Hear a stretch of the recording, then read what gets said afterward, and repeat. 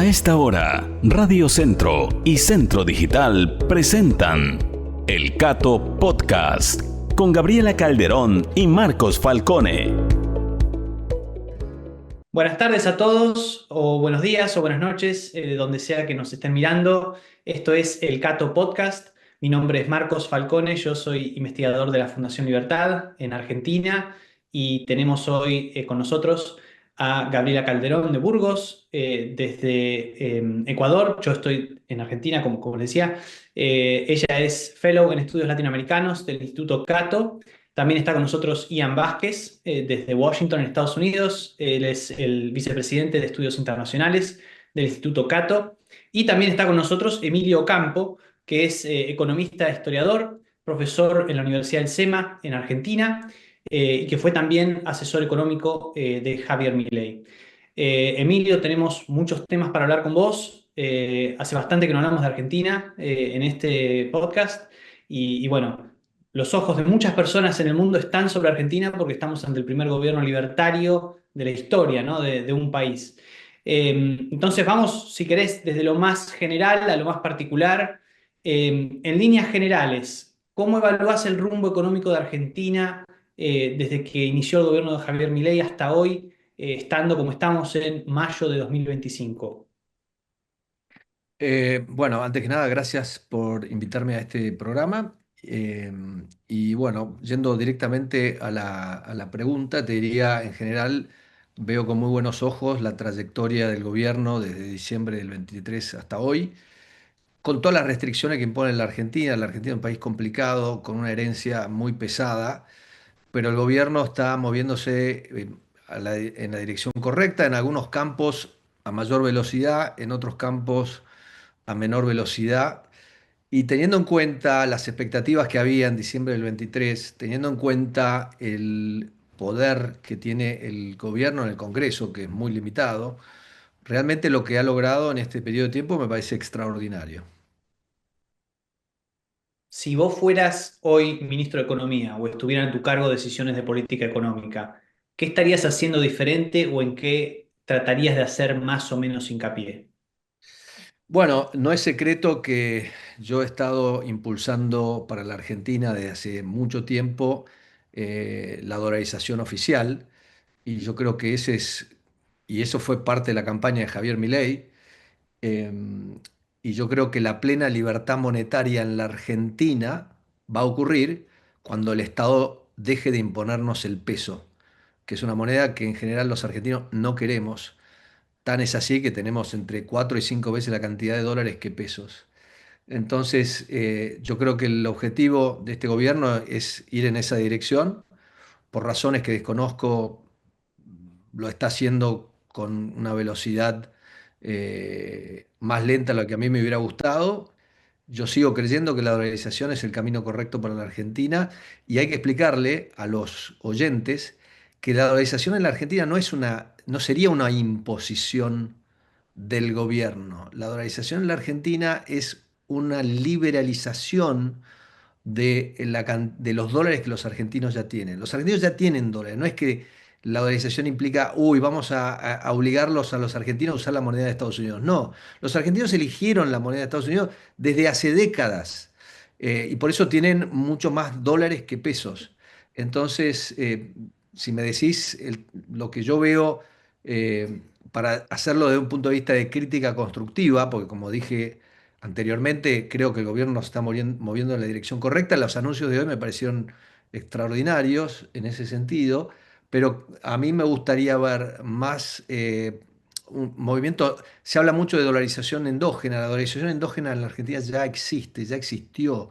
Es lo que tenemos, la dolarización endógena. Lo que necesitamos es la dolarización exógena, es decir, que el dólar sea una moneda que podamos usar libremente.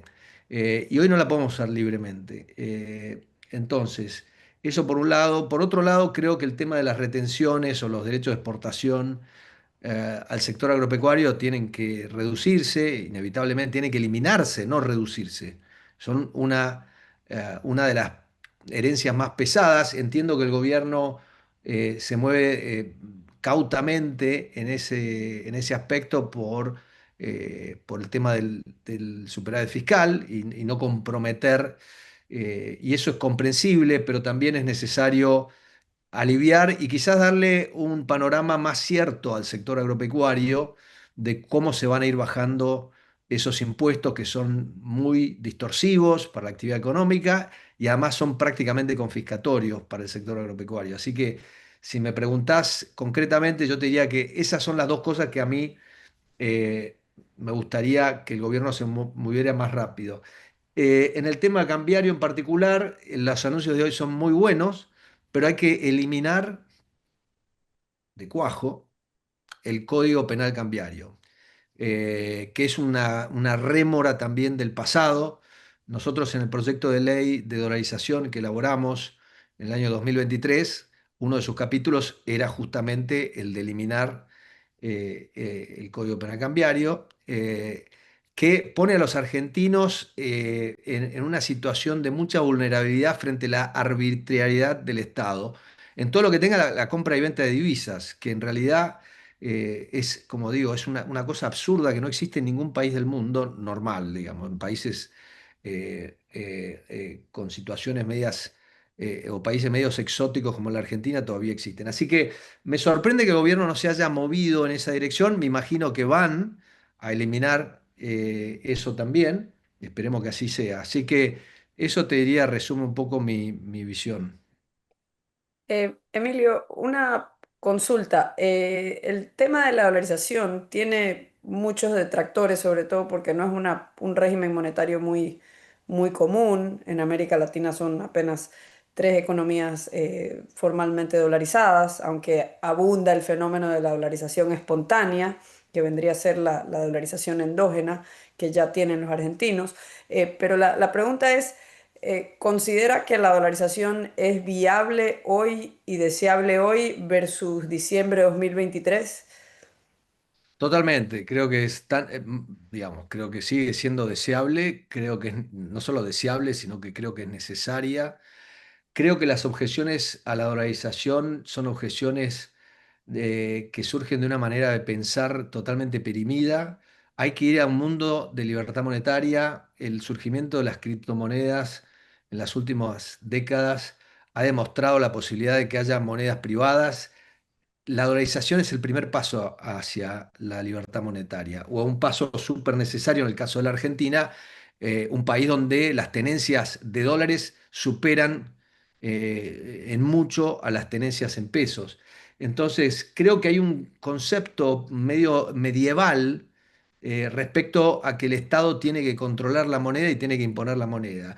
Y recordemos que si nos retrotraemos en la historia, los estados han usado la moneda para extraer recursos de los ciudadanos. Entonces, esta idea de que tenemos que tener un Estado con el monopolio exclusivo de la moneda es un absurdo, pero es más absurdo aún en un país que ha demostrado a lo largo de un siglo que sus gobiernos son incapaces de manejar bien la moneda, es decir, de dar una moneda que sea estable para que la economía pueda funcionar eficientemente. No puede crecer un país con inflaciones altas, persistentes y volátiles. Entonces, yo creo que muchos economistas están anclados en una manera de pensar del pasado que realmente es muy nefasta. Y creo que poco a poco creo que va a ir cambiando esta actitud. Espero que cambie. Yo creo que hay que ir a la libertad monetaria. E insisto sobre un punto, no se trata de imponerles una moneda por la fuerza a los argentinos, sino que crear un régimen monetario en que sean libres de elegir la moneda que quieren. Y ese era el régimen que yo proponía y es el régimen que está reflejado en el proyecto de ley que hace poco publicamos en un working paper de la UCEMA, que era un régimen de plena libertad monetaria. Bueno, justamente te iba a preguntar qué quieres decir tú con dolarización, ya que todos parecen tener su propio concepto de lo que se trata y acabas de definirlo como el uso de cualquier moneda, la competencia entre las monedas. Entonces, la pregunta sería, este, uno, ¿qué tiene que ver los últimos anuncios del gobierno de sacar los dólares del colchón? con esa propuesta de facilitar el uso del dólar en la economía argentina. Este, ¿qué, cuál es el papel del Banco Central, si es que hay un papel bajo tu concepto o bajo lo que se esté proponiendo hoy día en Argentina? Y, y en en qué está quedando ese debate hoy por hoy. Muy buena pregunta. Bueno, respecto a las medidas que se anunciaron hoy, yo creo que son medidas que apuntan a la libertad monetaria de los argentinos y están muy bien en ese sentido. ¿Cuáles son En- esas medidas, si se puede explicar en breve lo que se Mira, en anunció? breve es hacer que la Argentina sea un país más parecido a un país normal. Aquí en la Argentina, por ejemplo, vos haces compras con tu tarjeta y si excedes cierto límite tenés que reportar al Estado qué es lo que estás gastando, tu contador te pregunta qué es lo que estás... Hay una serie de controles en los bancos, que es una cuenta en el banco y el banco te pide una declaración jurada de impuestos. Es decir, hay toda una serie de controles directos e indirectos de la autoridad impositiva, que es ahora que se llama ARCA, y del Estado para controlar todos los movimientos de dinero que ocurren en la economía. Las medidas de hoy apuntan a tener un sistema más parecido al que existe en Estados Unidos. Obviamente no se eliminan todos los controles, pero se eliminan muchos los controles que en la Argentina ya ha sido normalizado. La gente como que ya los acepta, porque hace tanto tiempo que existen, que no concibe que puedan operar, que se pueda operar en la economía sin que tengas como una cámara del Estado atrás tuyo todo el día verificando qué es lo que estás haciendo con tu dinero.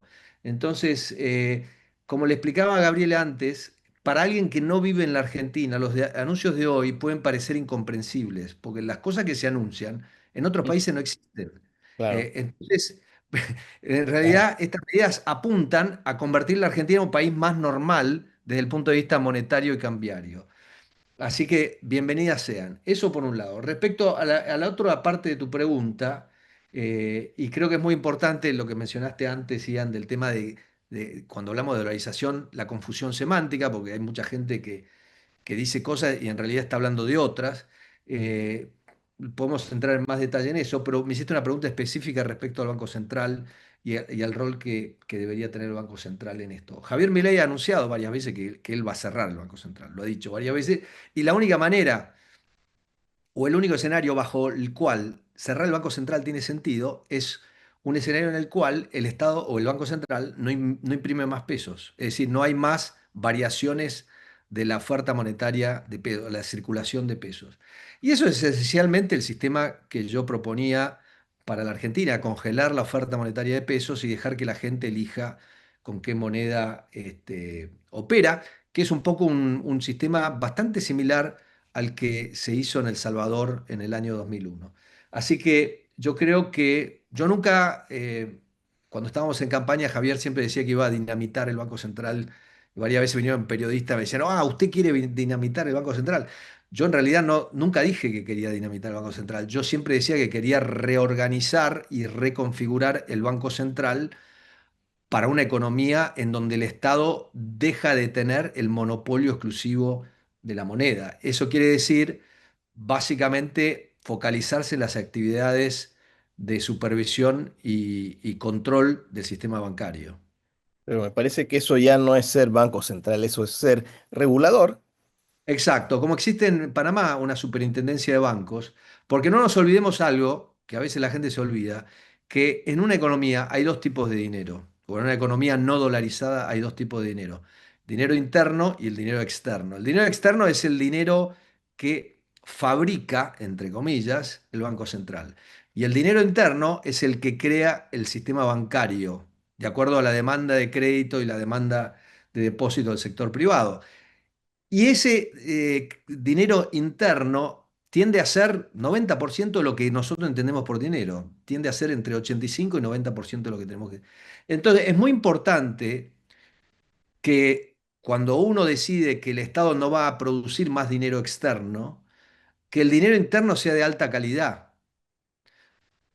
Por ejemplo, vimos el caso de Ecuador, que bajo la administración de Rafael Correa, con una economía dolarizada, degradó la calidad del dinero interno, porque le quitó respaldo a el dinero que estaba creando el sistema bancario. Entonces, eso creo que es muy importante y nosotros siempre le dimos prioridad para no tener una situación en donde al final terminamos teniendo moneda de mala calidad.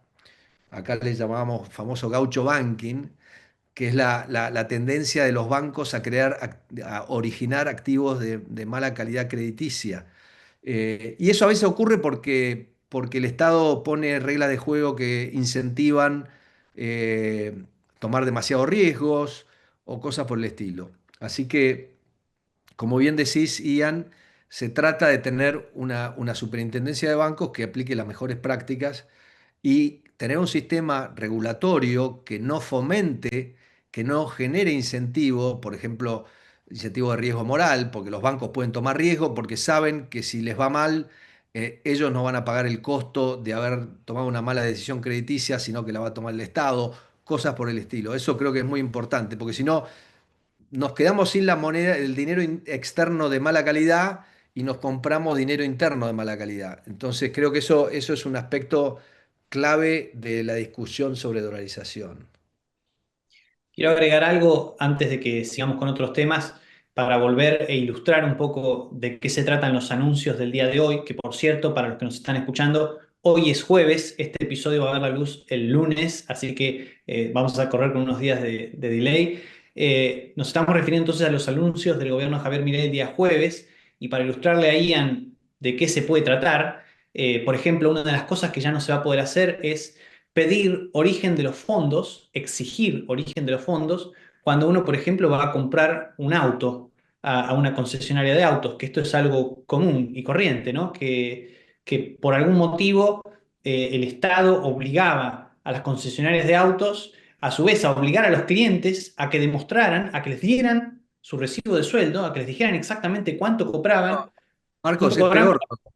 es peor todavía. Tenías que ir a tu contador para que te llene un formulario Z, porque si no, no podías comprar un vehículo. Es una cosa absurda, ¿no? Es decir, como te digo, esas cosas no existen. Yo viví en Estados Unidos, viví en Inglaterra.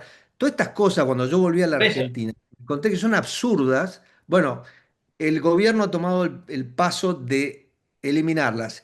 Y lo curioso de lo que está diciendo Marcos es que hay mucha gente que se tira de los pelos y dice, no, ¿cómo van a hacer esto? ¿No? Como si fuera una cosa y no se dan cuenta que son controles, medidas que no existen en ninguna parte del mundo. Que lo más curioso, además, te diría, para reforzar el comentario de Marcos, es que los mafiosos, los delincuentes, cuando los encuentran y salen en televisión, tienen cantidades de vehículos importados de alta gama, qué sé yo. O sea que ellos no tienen ningún problema en comprarse esos autos. Pero al ciudadano común le imponen un costo, digamos, tenés que llamar a tu contador. Esto está todo automatizado en la Argentina, o sea, ya la gente se acostumbró a vivir con controles. Cuando vos le imponés controles a la sociedad aprende, va aprendiendo cómo lidiar con los controles. Entonces, bueno, llamo al contador, bueno, pero al final es un costo de tiempo, papeleo, procesamiento, aparte te pide un papel, después lo archivan en un lado, nadie lo mira. Así que, perdón, Marco, vos capaz querías agregar alguna otra. No, quería hacerte una pregunta en realidad, Emilio. Todos estamos de acuerdo entonces en que anuncios de este tipo son positivos porque no tienen ningún sentido y son incomprensibles en otros lugares del mundo. Ahora, la pregunta es, si el objetivo es que a partir de estos anuncios los argentinos efectivamente gasten esos dólares que tienen en el colchón, esos dólares que están fuera del sistema financiero, o por lo menos que los traigan al sistema financiero, ¿vos crees que eso va a funcionar? ¿Crees que estos anuncios alcanzan para eso? No, yo creo que no alcanzan, porque acá hay un problema también de eficiencia del mercado cambiario en la Argentina. Y esto es algo que yo vengo recalcando hace tiempo. Te doy un ejemplo, yo ahora estoy justo en Uruguay. Acá en Uruguay, que es una economía bastante bimonetaria, en la que el dólar y el peso uruguayo circulan libremente, cualquier ítem que cuesta más de $1.000 en Uruguay se paga en dólares, se cotiza.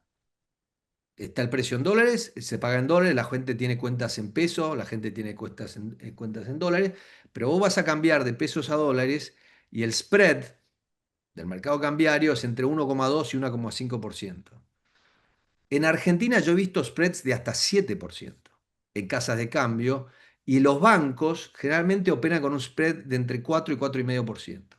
Es carísimo para la economía este régimen bimonetario con controles, con un mercado cambiario ineficiente, porque cada vez que vos vas a comprar dólares, tenés que pagar más y cuando los vendés te dan menos.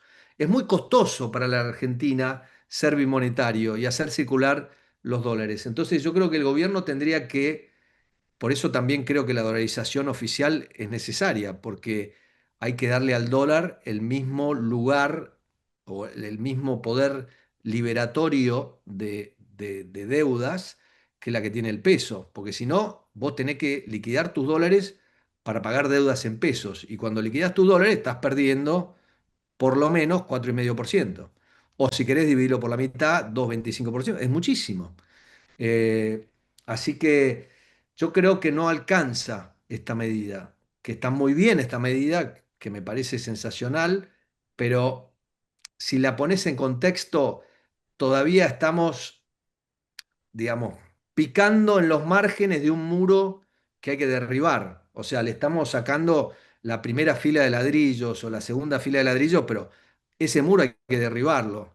Y la mejor manera de derribarlo es dolarizando y dándole al dólar, porque esto de que vas a tener competencia de monedas cuando el peso tiene una ventaja, no es competencia. Igual con esa ventaja ha perdido el peso, porque vos haces los cálculos y la liquidez de los argentinos en dólares es 5 veces en dólares la que tienen en pesos. O sea que a pesar de todos estos costos enormes que se le imponen a los argentinos para que usen el peso, porque en definitiva, ¿de qué se está tratando? Como digo yo, la verdadera libertad monetaria va a existir cuando el Estado deje de imponernos a nosotros, los argentinos, la obligación de usar pesos. El día que el Estado me diga, usted puede pagar sus impuestos en dólares, ahí me liberaron. Si no, yo sigo atado a tener que vender mis dólares, si es que los tengo, para pagar mis deudas en pesos. Así que yo creo que, como te digo, es un muro que este gobierno se ha topado y que está determinado a derribar. Todas estas medidas son muy buenas, pero el muro sigue, hay todavía mucho trabajo que hacer. Claro, y uno de los costos de transacción, como lo mencionabas, era un poco cómico que en la rueda de prensa posterior al anuncio hoy, una periodista dijo, bueno, se van a molestar conmigo los contadores, pero ya no será necesario pedirles que en la declaración del próximo año preparen este formulario o a partir de cuándo rige esto. Y bueno, ahí le aclaraban que era a partir de abril del próximo año. Pero se genera toda una industria de personas que viven de realizar estas transacciones, ¿no? Pero aparte de eso, otro costo de transacción que eso quería, a mí me llama la atención siendo ecuatoriana, el tamaño relativo del sector financiero en Argentina, es decir, el tamaño del sector financiero en Argentina versus lo que es el tamaño de nuestro sector financiero, que tampoco somos Panamá, ¿no? Pero digamos, ese es otro costo que creo que no se ve de continuar con una moneda propia. Completamente de acuerdo. Curiosamente, los principales opositores a una dolarización oficial en la Argentina son los banqueros privados, que acostumbrados a arbitrar el balance del Banco Central por un lado y los ahorros de sus depositantes por el otro, que hacía un negocio fabuloso, no quieren saber nada con una dolarización. Yo no entiendo, porque digo, si yo fuera concesionario de auto y me dan a elegir, mire, usted puede ser un concesionario de Fiat o puede ser un concesionario de Ferrari, ¿cuál prefiere? Ferrari toda la vida. Bueno, si yo soy intermediario de moneda y tengo que intermediar ahorros, prefiero intermediar con la mejor moneda. Fíjate vos que el banco más grande de Ecuador, que es una economía que es el 20%, el PBI de Ecuador es 20% de la Argentina. Y sin embargo, el banco privado más grande de Ecuador es tan grande como el principal banco privado de la Argentina. Es insólito. Te voy a dar otra cifra que es muy importante. Si vos mirás en América Latina, los bancos, el sistema bancario, la intermediación financiera generalmente representa entre 3,5% y 3,75% del PBI. El valor agregado por el sector de intermediación financiera es entre 3,5% y 3,75%.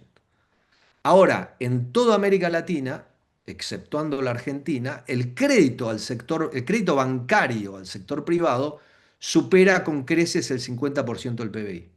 En Argentina está en 10% el PBI. ¿Qué es lo que te quiero decir? Que el sector bancario, el negocio de intermediación financiera en la Argentina genera tantas ganancias, pero no canalizando crédito al sector privado. La mayor parte de lo que los bancos hacían era prestarle al Banco Central. Hasta ahora, este gobierno viene a cambiar ese estado de situación. Pero lo que te quiero decir, y es curioso, y a mí me llama mucho la atención cuando hablo con banqueros, que han sido los principales detractores de la dolarización en la Argentina, y lo siguen siendo, porque siguen pensando en la convertibilidad, siguen pensando en la crisis del 2001, y no se dan cuenta que una dolarización no tiene nada que ver con eso, pero bueno, siguen aferrados a esa equivocación. Y como bien decís, bueno, en el caso de Panamá, el nivel de activos bancarios supera con creces el PBI. En Ecuador creo que está en el 80-85%. En la Argentina, fíjate lo que ocurre. Curiosamente, si nosotros contabilizáramos los dólares que están metidos en cajas fuertes en los bancos, y de esta manera hiciéramos el cálculo de un M3, un M4 ajustado, si querés, con esos dólares, probablemente nos acercaríamos a Ecuador. Pero los dólares están muertos en cajas de seguridad, no están en cajas de ahorro ni en depósito a plazo fijo que se pueden intermediar. Es como una banca Simons, o sea, pusiste tus dólares en una caja fuerte y de ahí no salen.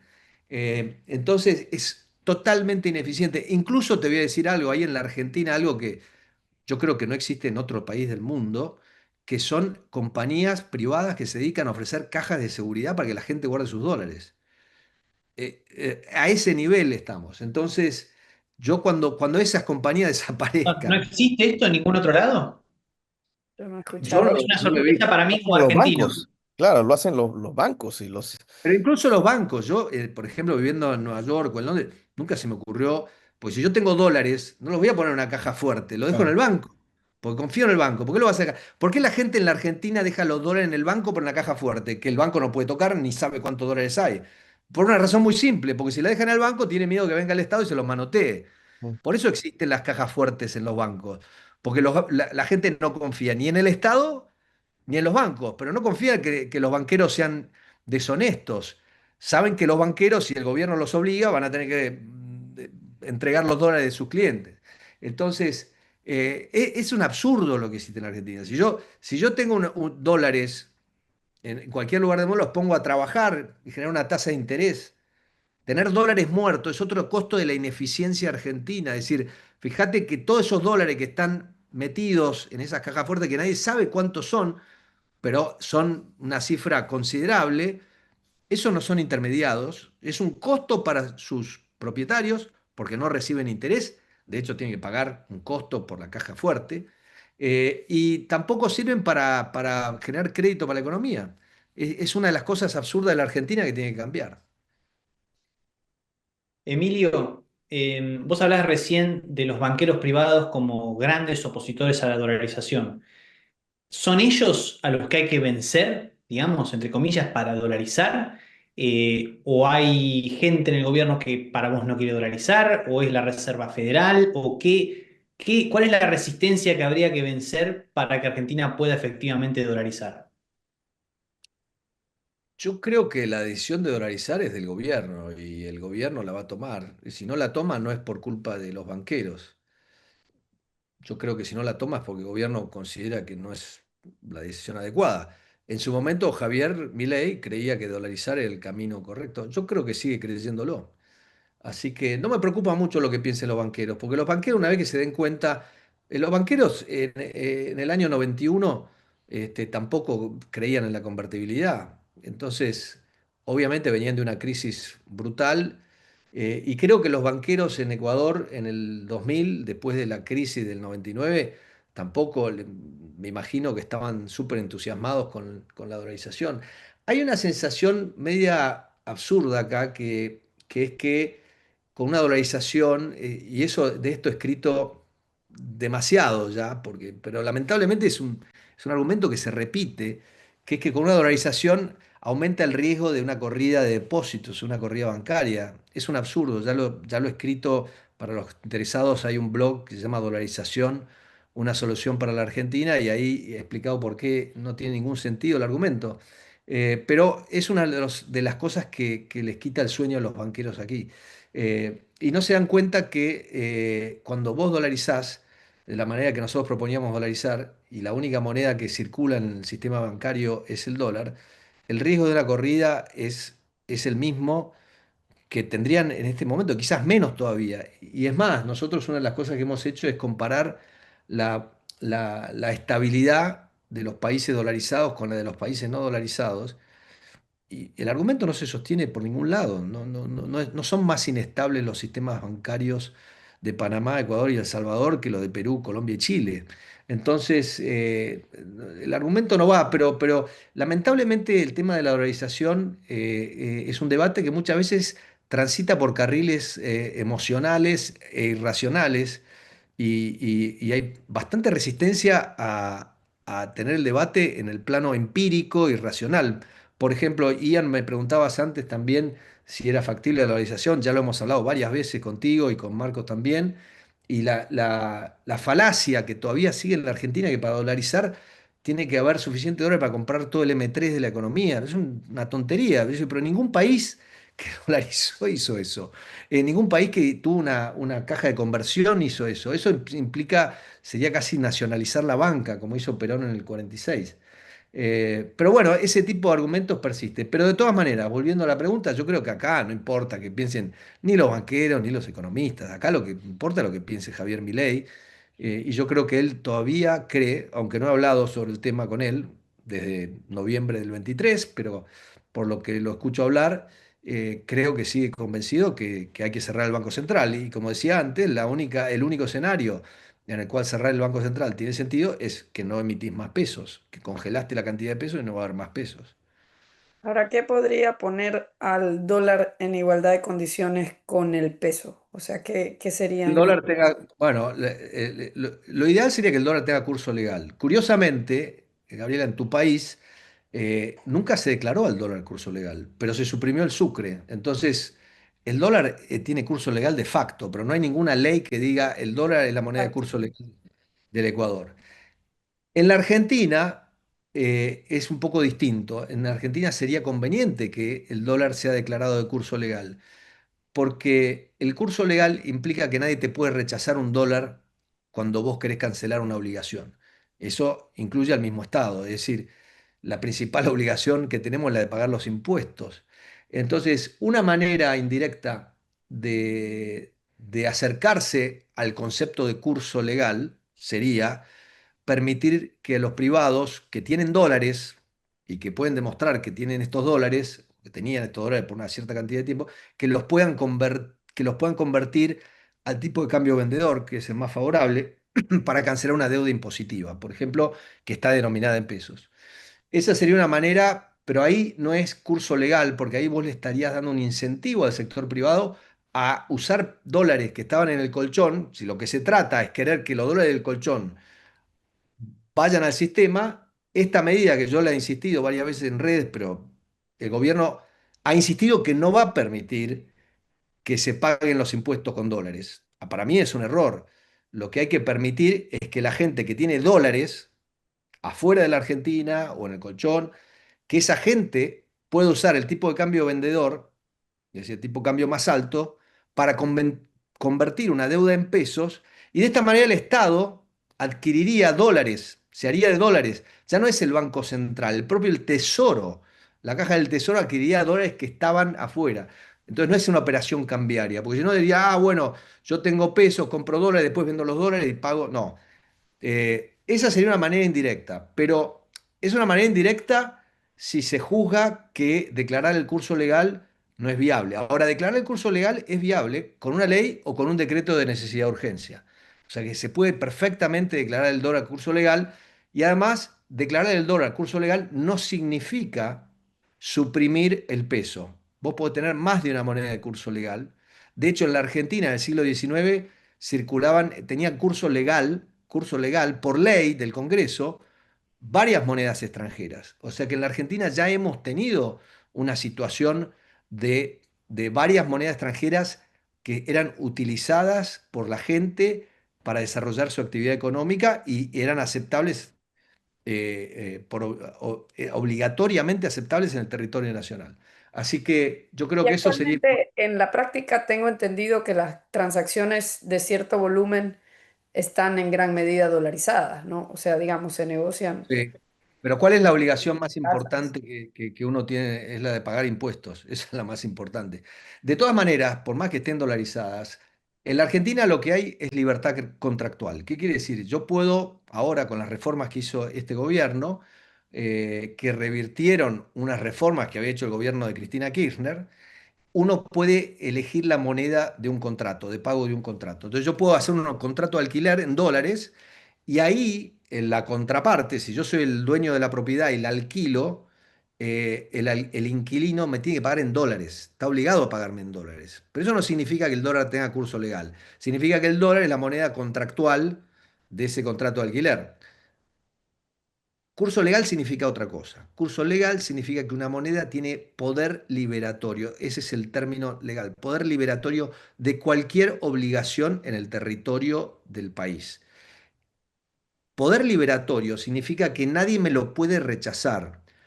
Hoy por hoy en la Argentina, si vas a comprar una propiedad, de facto lo que ocurre es que nadie te acepta otra cosa que no sean dólares.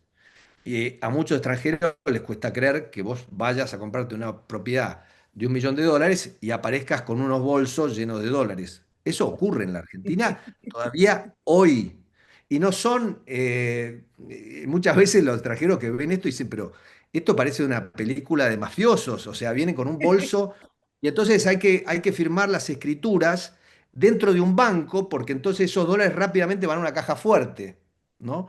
Porque la gente no los tiene en una caja fuerte, entonces se cambian de una caja fuerte y se van a la caja fuerte de otro banco, lo mejor es del mismo banco, así no hay que transitar por las calles con tantos dólares.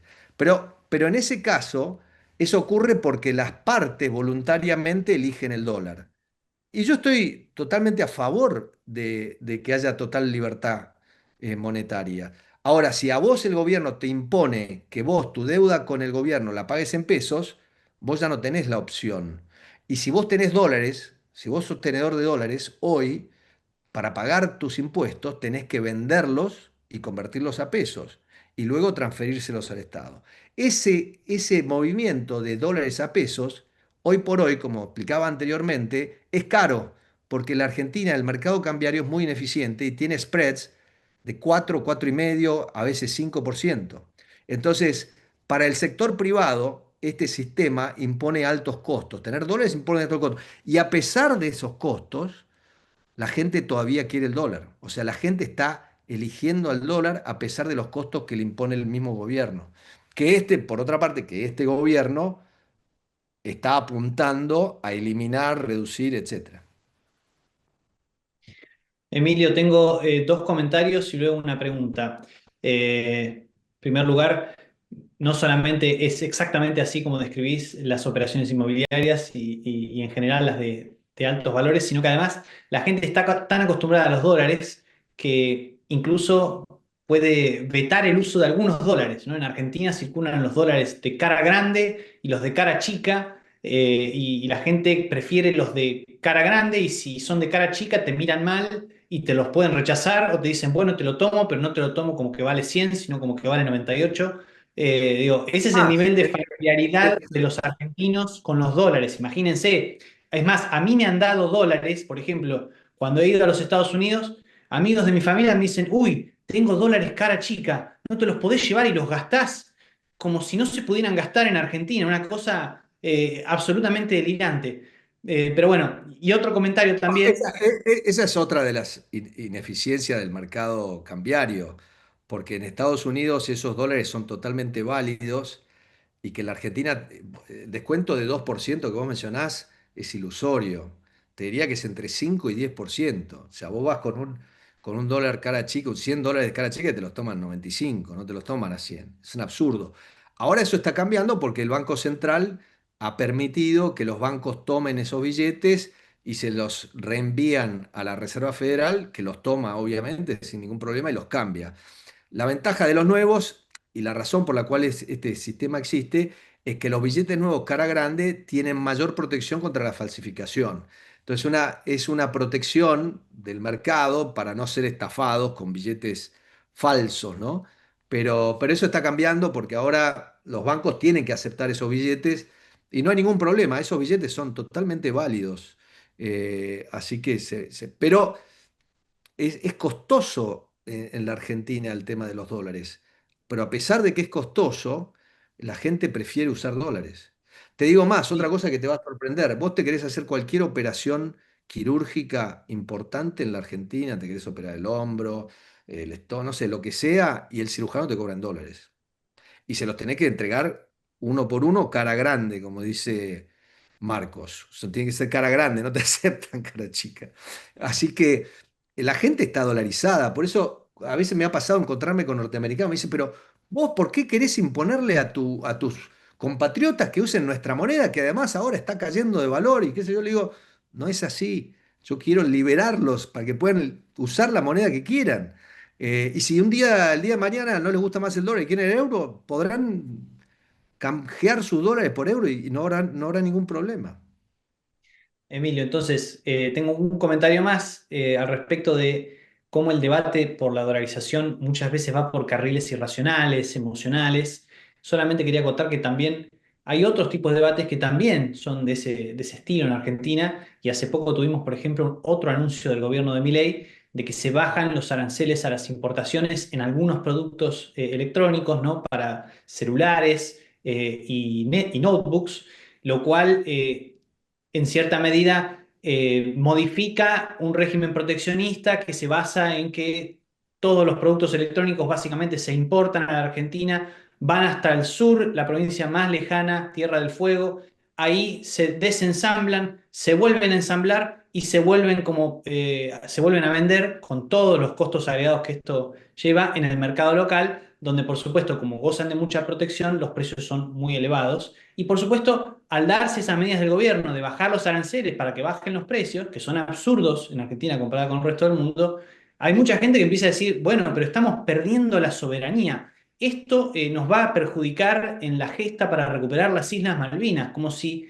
tuviera algo que ver una cosa con la otra, como si fuera un argumento más o menos coherente. Pero bueno, más allá de estos debates que corren por carriles emocionales, mi pregunta es, sin dolarización, suponiendo que no hubiera dolarización en un gobierno de Javier Milei, ¿vos ves alguna forma de éxito sostenible en el tiempo para el gobierno?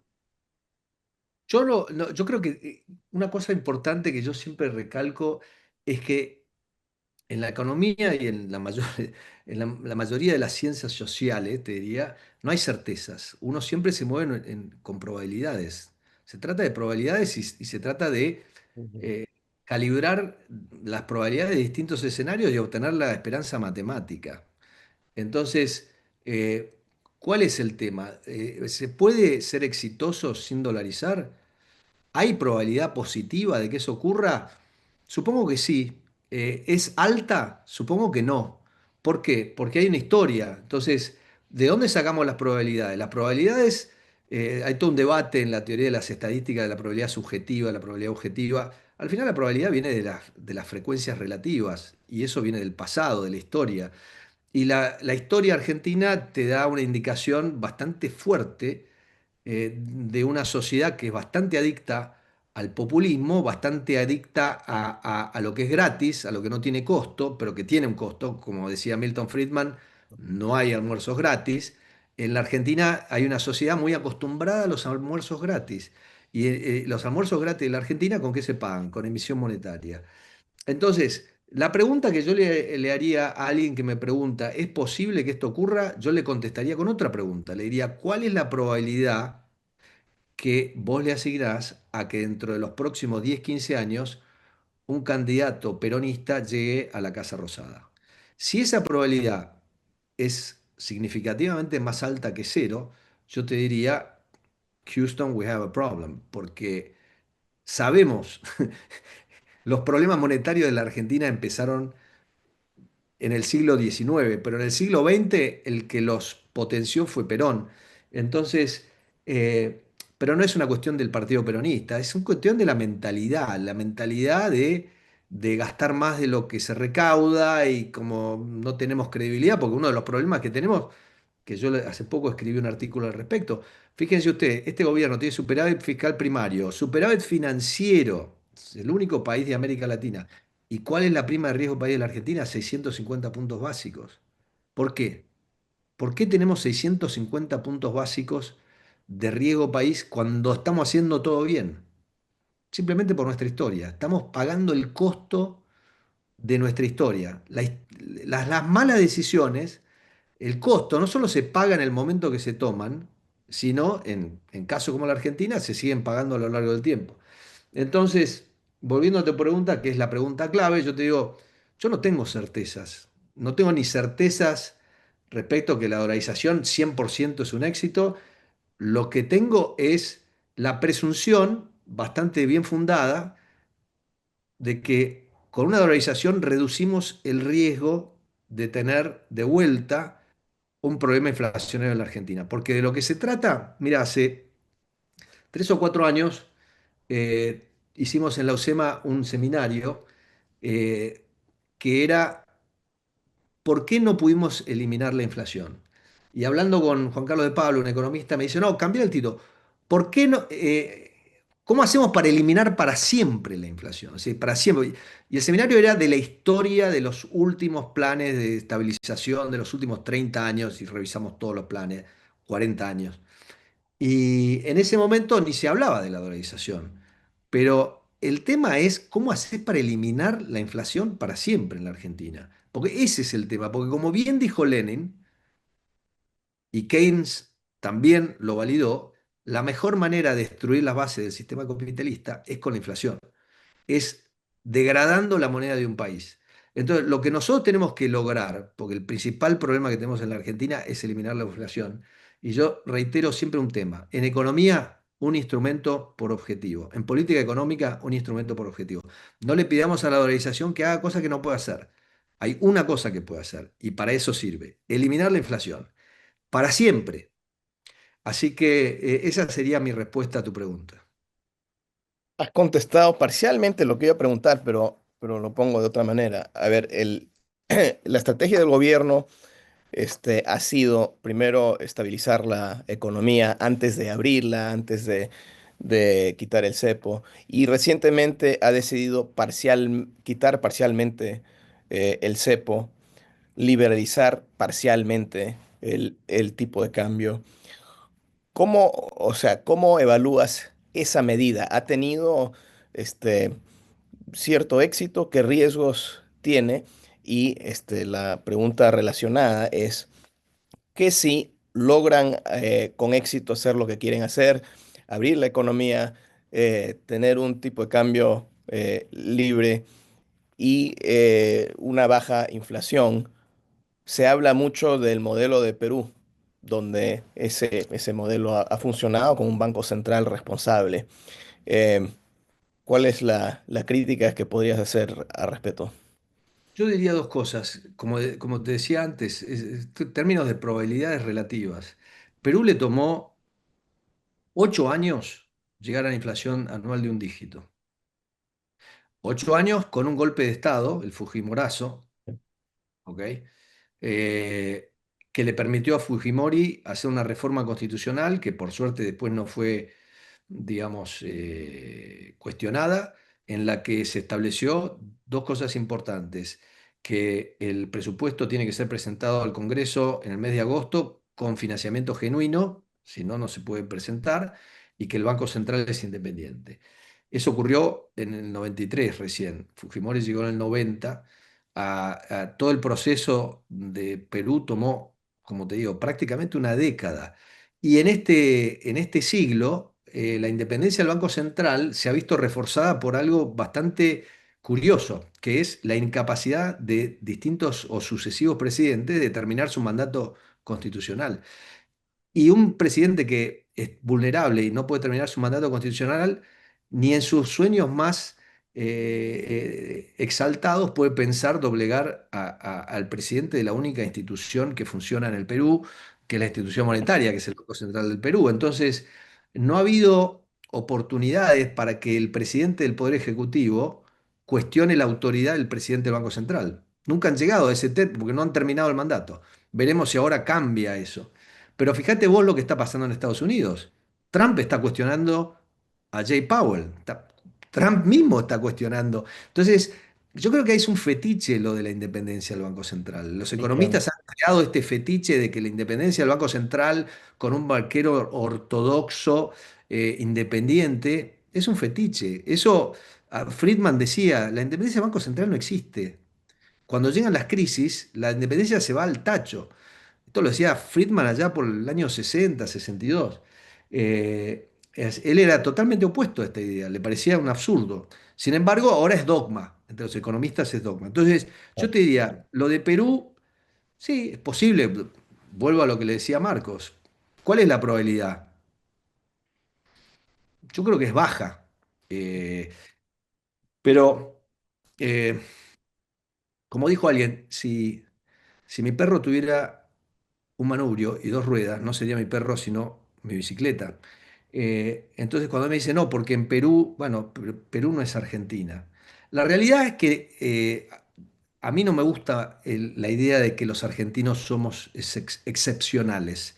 La excepcionalidad argentina que viene del narcisismo me parece nefasta, pero reconozco que la Argentina es un país excepcional en algo. No hay ningún país del mundo que tuvo un personaje como Perón.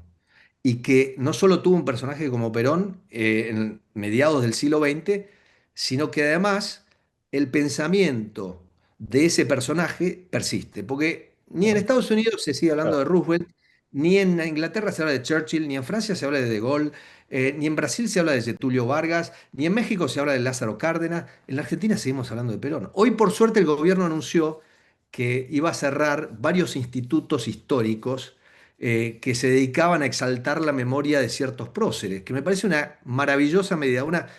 Todo el mundo se focalizó en el tema cambiario, bueno, a mí esta me pareció excelente. Y uno de esos institutos es el Instituto Juan Domingo Perón, al que yo he ido personalmente y es una experiencia almodovaresca. Ahí entras y hay una estatua de Perón y Evita sentados en un banco que la miré y decís, esto no puede ocurrir. Y tenés estos institutos donde están todos estos personajes viviendo a costa del contribuyente, haciendo nada productivo para la sociedad, absolutamente nada productivo.